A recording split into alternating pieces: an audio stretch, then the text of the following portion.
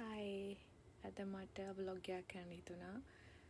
මං එහෙම කරන්නම නැති කෙනෙක්. මේ මගේ පළවෙනිම එක පොඩ්ඩක් try කරලා බලන්න හිතුණා. අද වන් නිමාඩු දවසක්. මං ඉතින් එළියට යනවා ඒ බඩු ටිකක් ගන්න. මේ මම සබ්වේ ස්ටේෂන් එකට යන ගමන් මේ මං පෙන්නන්නේ මම එතනින් එන්ටර් වෙනවා කියලා. මේ ආ පළවෙනිම සිටි එක බුගීස්.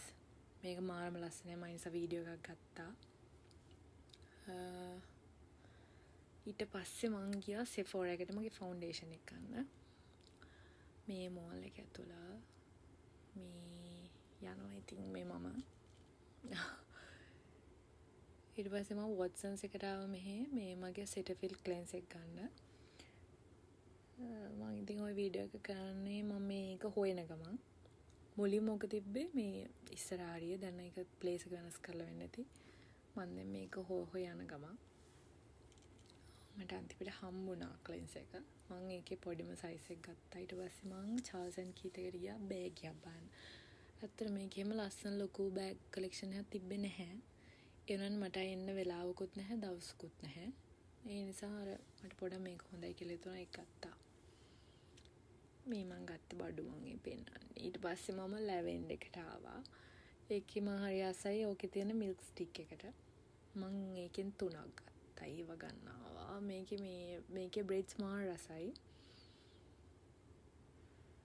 ඊට පස්සේ මම යනවා ලිටල් ඉන්දියා වලට. මේ මාටි ස්ටේෂන් එක ඇතුළ. මේ ට්‍රේන් එක එනකන් මම ඉතින් ට්‍රේන් එක එනකන් හිටියා. අද මාරම ක්‍රවුඩඩ් MRT එක මම දන්නේ නැහැ කියලා.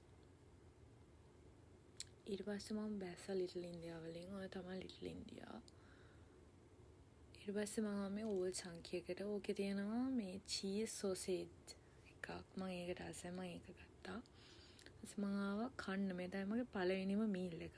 මම ගත්තා බිරියානි. ඊට පස්සේ මම ආවා ඉන්දියන් ස්පයිසස් ගන්න. හැම එකෙම පොඩි පොඩි පැකට්ස් ටිකක් ගත්තා මම. ඇත්තට මම එළියට යනකොට මාරම කලුවරලා මට වීඩියෝස් මොකුත් ගන්න අමතක වුණා.